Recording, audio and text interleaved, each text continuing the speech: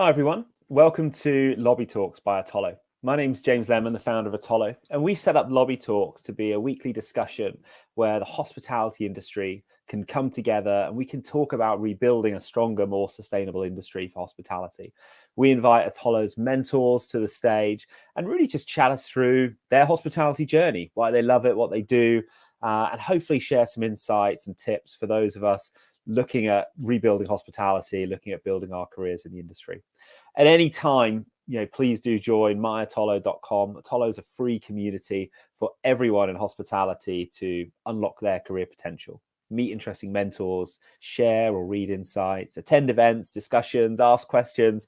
It really is there as a free resource for anyone that needs it.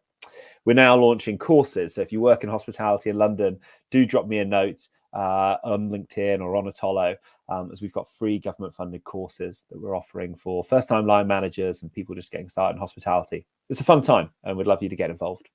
But on with the show. Today, I am really excited to welcome Carmen Mallo.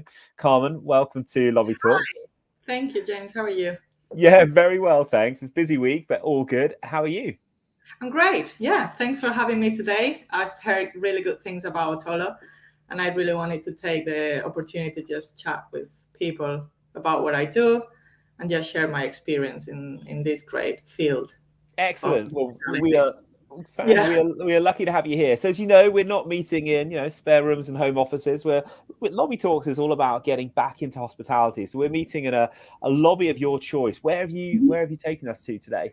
So that's a beautiful place in South Spain. Actually, that's in the city of Granada. It's called La Bobadilla.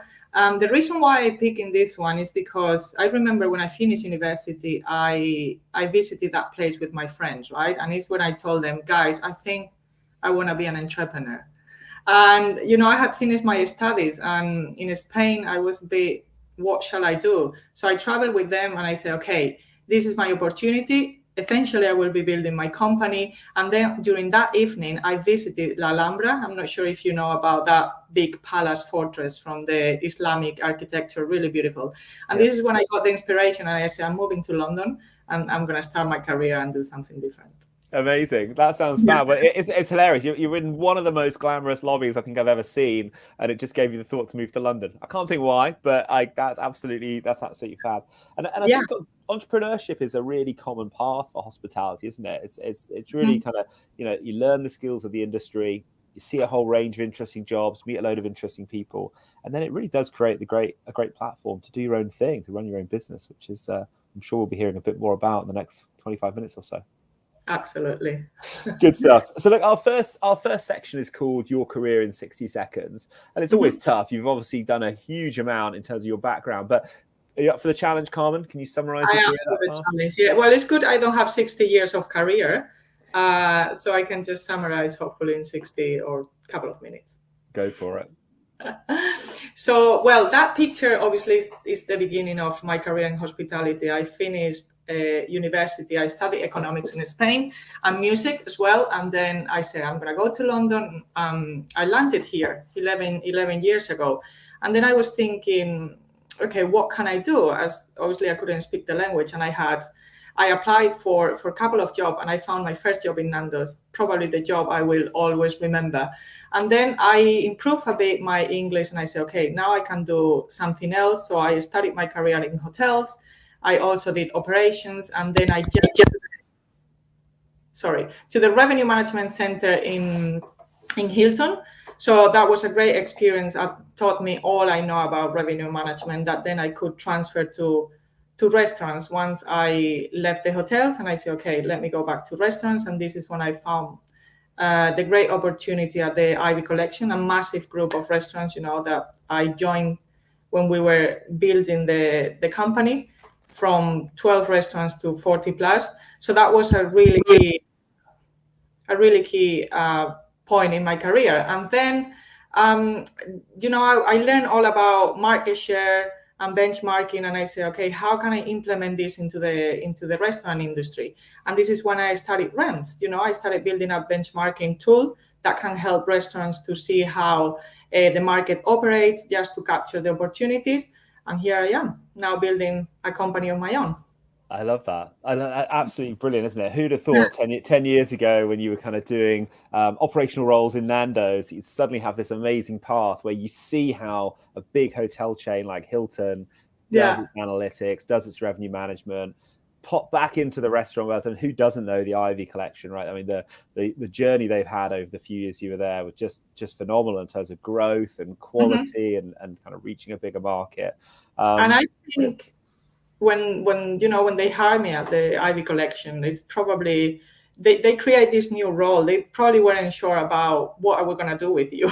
You have great experience, but revenue management wasn't something really used in restaurants by then. Now I can see people and restaurants are looking for revenue managers, yield managers, commercial directors, to see all the revenue streams of the business. But it was a very good, interesting move, and definitely is what has defined my career right now and the beginning of mine.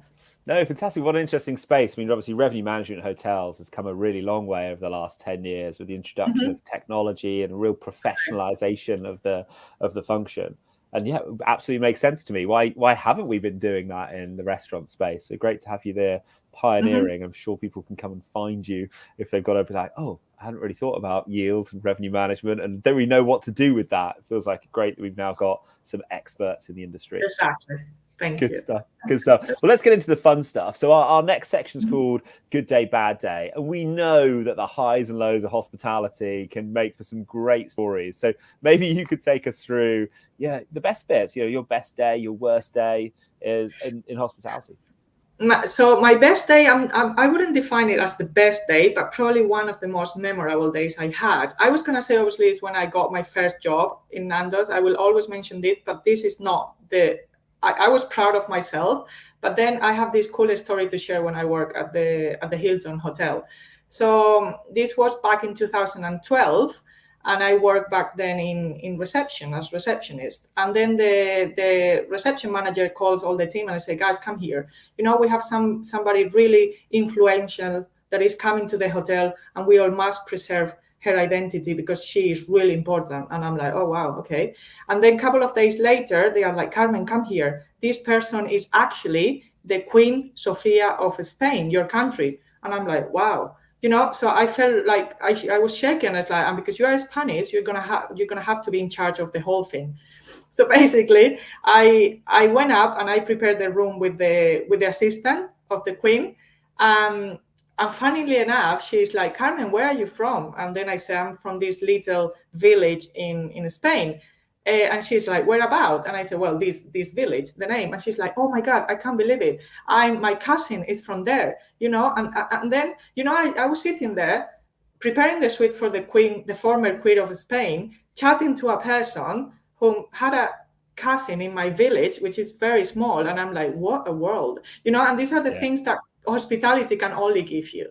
And that's why I will have that memory in my head forever. And I tell to everybody because it's hilarious. That's brilliant. So did you get a chance to meet the Queen? So obviously I was practicing. I said I did Her Majesty and all these kind of things. I didn't know what to say, and then she asked me, "Oh, you're Spanish." And then I had a chat with her daughter, Princess Elena. No, it was a really, really cool day and a week. That sounds absolutely amazing. I do think it's one of those things where you just everyone in hospitality seems to meet some amazing celebrities, VIPs. That's one of the best. And maybe I don't know. Maybe do you not get that at Nando's? I don't know. I'm a massive Nando's fan, but I've never seen anyone famous in there. Never seen no, in Nando's back in the days we only got long queues. Yeah.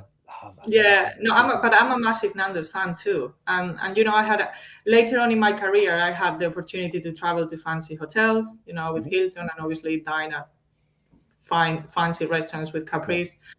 But every time I had the chance, I would tell my friends, let's go back to Nando's. Love it. Because they're amazing. Yeah, you absolutely got the basics right, and they often have a really good engaged team as well. It often seems to be pretty high job satisfaction, nice simple systems, great food, like great setup. Yeah, they really have got something right in a world where a lot of restaurants are coming in and out of fashion. And on any high street, I always notice Nando's seems to be pretty full, which is great. Yeah. And can't go wrong with their home delivery and lockdown either. So, all good. No, it sounds good. Well, that sounds like an amazing day. Kind of meeting the Queen and getting prepped up. And what a lovely way to step up your responsibility as well, with the language. But it sounds like you really, really thrive. How about a bad day? Oof. So probably one of the worst periods, and that must have been for everybody, it wasn't for me the first lockdown. It was actually the second one. Now I was with the Ivy, and I feel like kind of the first lockdown, no one was ready, and they say, okay, you need to shut, go home, and we'll see you later. But on the second one, we come back, we have everybody very happy, all the guests, all the team. We fill the restaurants, we welcome everyone, we chat with people over the phone, and then we get again the announcement that restaurants need to be shut again. And then you feel like all the job you've been doing for weeks, all the reservations, everything you've generated just collapse, and telling the team again, guys, you need to go home, we don't know where we're going to see you again.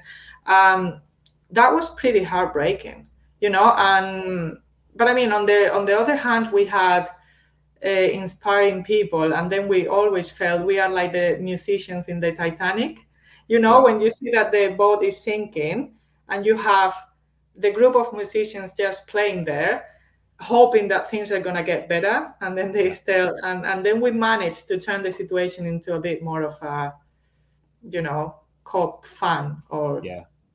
Look, I think that was a really common feeling, wasn't it? With that second and for hospitality, even a third kind of lockdown. Really, the first lockdown, I think there was a real energy and proactiveness in it together, like for the good of the nation, for the good of our health. Let's do this. And everyone was equally affected. I think by the second, third lockdowns, I think it was really heartbreaking with all of the care that had been taken. And I know a lot of people really felt like hospitality had almost been singled out a little bit, right? As an industry that, was to blame for a lot of the things going wrong, whether the science backed that up or not. But didn't want scenes of people out drinking late and kind of getting close and socializing. So I think hospitality really did bear the brunt. It must have been really tough to be leading for the a team at that group time. of the size of the one I worked, it was difficult, because even the government thinking about hospitality, they probably don't understand the logistics around a big group. It's not only when they put the 1 meter implementation, it's just not removing a table from the middle of the restaurant. You have to configure your floor plans, you need to readjust all the reservations, all the party sizes, like the amount of work. And I'm saying, obviously, the amount of work, if it's related to save lives and make the world a better place, fine. But some of the actions were just taken for the sake of it, and this is it's really hard to. And by that point, I think a lot of us were quite skeptical about how much benefit these things had, and it just became about admin and process. What were some of the lessons you think you learned as a leader? Obviously, kind of taking that team on a very tough journey. Not being able to serve guests or look after the team in the way you'd want. What are some of the main kind of lessons you took away that you'd now think about in the mentorship that you do? I think the main lesson is to be ready for everything in life. Right. And one of the things I used to tell my team is, like, even in your life or your career, one day you're going to be up, one day you're going to be down. The key is just to navigate those waves and just stay steady with a positive curve, right? And resilience was probably the best. We were also blamed for things that, we were, some people got really upset, some guests as well got really upset, and they were blaming us that we were ruining their celebrations. And it's even how you bring calm into this chaos, so I think I was able to pass that message. And I said, people during a pandemic and during crisis become irrational, whether it's guests, whether it's employees, so you have to just put your mind together and just work towards a vision and just keep going, and don't get carried away by the ups and downs, because things are going to pass and will continue. No, I think that's absolutely brilliant. I think resilience is certainly something which we need to nurture, probably slightly more sustainably than we did in the pandemic. I think going slightly out of our comfort zone each day rather than being thrown in the deep end is probably how we'd do it in the future. But the lessons certainly are there, which is fab. No, great. Well, look, our next section is all about the last day on Earth, and who knows hospitality better than hospitality people? So, Carmen, I'd love to know, were it to be the case that you just had 24 hours left of amazing hospitality experiences, where would you stay? Where would you eat? Is there an event that you just want to experience that one last time? Maybe you could talk us through your last day on Earth. Yes. So actually, I was thinking about this one. My last day on Earth would be. I love roller coasters and I love theme parks. So I think I would get on a plane and go to Six Flags theme park in the States, probably Yes. with the most scariest roller coasters in the world. I will go there and I will take my family. My mom is really scared of roller coasters, but I will tell her, don't worry, if we both die, it's the last day on Earth, so it doesn't matter. Just enjoy. And then once I've just released all the adrenaline and put all in perspective all what I've done in my life, I will take another plane and go to an island in probably Greece. There's a pretty cool island in Crete called Yep. Gavdos.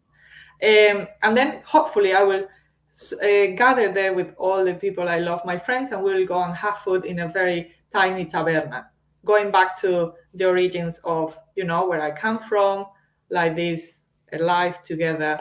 And then that's it. I just wait for the tsunami or whatever is gonna. I mean, yeah, we don't need to get into the specifics. That's not kind of where we go with last No, day. I But I love understand. that. I just wanted to I be love a that. bit, but that's exactly, that's, and obviously at the end of the day, when this question, I think is very relevant to see what would you do in your last day if you only had 24 hours, right? Yeah. So I think most of people will definitely go back to their roots and will try to be hospitable, and this is where Yeah. hospitality is all about. They will choose a restaurant, they will go to a nice hotel, they would go to a theme park, to a concert. That's why I think hospitality is so important to maintain the connection amongst people and the well-being. Yeah, I completely agree. I think we're all sitting here going, look, we all want these hospitality experiences to come back, don't we? We want them to be Yeah, absolutely. back in our life. And I think that's I think we're in the middle of lockdown. It's saying, look, if we just do one more thing, it would almost always be hospitality. And it could be Absolutely. as simple as gathering friends and family for some kind of quiet home cooked food, some kind of real warmth, or it could be as crazy as a holiday of a lifetime to an adrenaline fueled theme park. But couldn't agree more. I think that's fab. Yeah, lovely. And so, what is the favorite theme park you've been to? Do you have a favorite of that you've experienced so far? Yes, so there is a theme park in Spain, in Catalonia, called Port Aventura. Okay. So I've actually been to that one 5 times. My parents used to take me to that one when I was a kid, and then later on I went there more. I love it. I think it's by far my best thing to do. Yeah, I think attractions are brilliant. I think kind of just having a Yeah. real day of just throwing yourself around. It's really really exhausting, isn't it? But you reach the end of the Yeah. day and just a massive smile on your face. I remember, I think kind of places like Euro Disney of just like they're just magical for having a day of escapism with family, friends. I think it's great. I haven't made it down to Spain to a theme park, but I'll have to put it on my Yeah. wish list for my last day on Earth. Love that. So our next section, Carmen, is called the guest book. And really, this is what mentoring at Atollo is all about, really. It's giving people a chance, just like when you'd sign out of a hotel or leave your review. What are the big lessons? What wisdom, I suppose, would you pass on to people thinking about their hospitality careers, their futures? Would be great to kind of share some of the takeaways from your experience.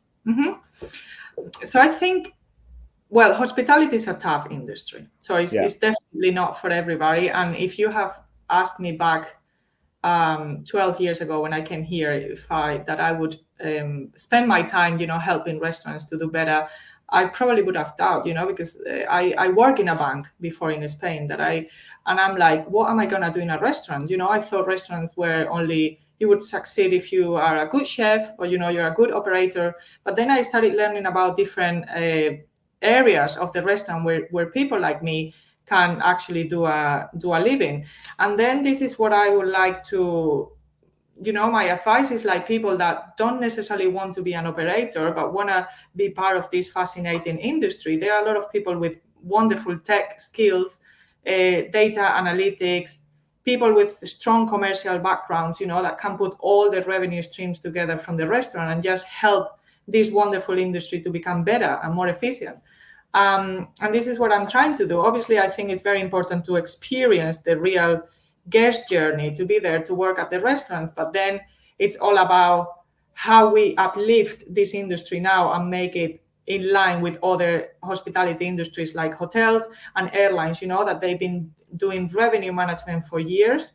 Hotels, since the big companies just launched in the 80s, data companies, we have a lot of history and data to learn. And I think that's all what we need to transfer into restaurants to make them more data driven and analytical. And sorry, go on. So do I need to I'm not done. I'm not done. I need more advice. Go for it. I'm sorry. I just stopped and I said, "Oh, this is me. Continue talking." No, and one of the things, obviously, I'm going to spend a bit more time is about benchmarking.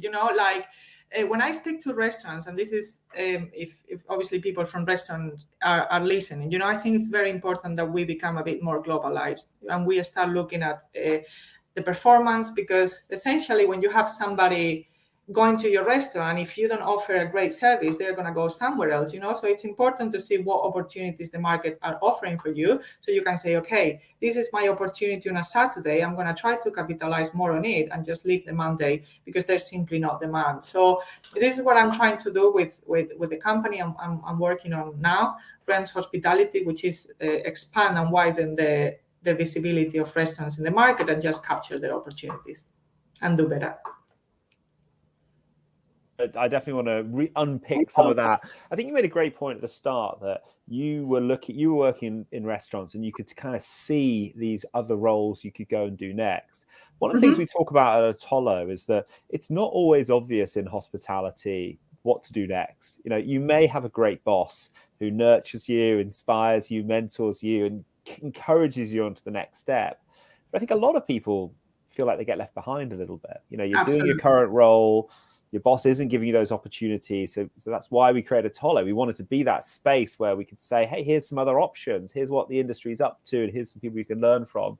But for you, what was it that made you realize hospitality was what you wanted to do next? And what was it that made you realize there was another role out there that you could kind of progress into?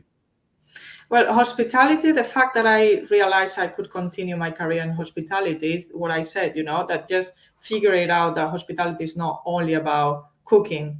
Right. And it is about cooking, obviously, serving food and make a memorable experience. But behind the scenes, there's a group of people that have great skills that can support all that infrastructure. And this is what made me realize, okay, I have a place here, like driving revenue and being a bit more commercially minded. Yeah. And a quick question, did you go straight into that role or did you find a way to add it on to the current role? Because again, one of the things I often encourage is that, go and ask for a project, go and ask to get involved with something a little bit different to what you do every day. Line managers, bosses love that, right? If you go, actually, Carmen's asked for a bit more. Did you kind of explore the world of revenue management kind of while you were doing your first role? Yes, I did. So basically, everything started with kind of reservations. You manage your reservations, your inventory, and I say, okay, how can we do to just, instead of putting that person there, we're going to put it here, and instead of having a turn time of 2 hours, we're going to have a turn time of 1 hour and 50 and see how the market reacts, and then instead of we're getting a lot of no-shows, how do we mitigate this? Or how well we are utilizing the table. So obviously I had a set of fixed skills that came from hotels, but you only sell a room once a day or twice maximum, a hotel room, right? Your restaurant it's open for how many, whatever hours a day, and you have constantly to move your inventory. And this is what is giving you money, because if you leave it empty, you're just leaving money on the table. So I became obsessed with trying to find the perfect business mix and do a puzzle to make sure that, we were getting the most out of it. And it developed with time. And there's so much that we can do in terms of learning new KPIs from the industry, like RevPAS, revenue per seat per hour, like all these square foot. There's so much that hopefully one day, every restaurant will look at it. Yeah, no, it's funny. We're so grounded in hospitality, just treating people well. And now we perhaps need to find this balance between great hospitality, but also productive businesses, right, that are efficient and the teams can feel like they're really contributing to, a productive operation. So no-show, you mentioned no-shows, obviously a big kind of pain point of the industry right now. What's your top tip for managing no-shows for restaurant managers? Well, first of all, understand your level of no-shows. Just run your reports and check. Okay, and just do a bit of a comparison, historical. You see what were my no-show levels back in 2018 if your restaurant was open, and now. But then obviously you need to. I think people are used to giving the credit card when they book a table. Also, you need to call the guests and make sure that you have the right technology in place so they don't. They get reminded. But I think that the most effective technique to mitigate no-shows is actually overbooking. And this is every time I talk about overbooking, and I know so many restaurants overbook their seats, but some of them are like, whoa, we can't do that. And I say, okay, if a hotel can send someone in the middle of the night, and probably this is not the most hospitable experience, but they are trying to send someone in the middle of the night because they don't have a space or a room, they pay the taxi. How is it going to be so difficult to just manage around a small overbooking in your restaurant? So obviously you need to plan it. You need to understand your times when the no-shows happen. But I think hospitality need to protect their businesses. And I think having a great overbooking strategy in place is probably one of the most effective. Brilliant. Some great tips there. I'm sure that'll trigger some discussion around the industry. But that doesn't go well No, it doesn't. I mean, that's from my experience. I'm happy to keep testing it and see what the reaction is.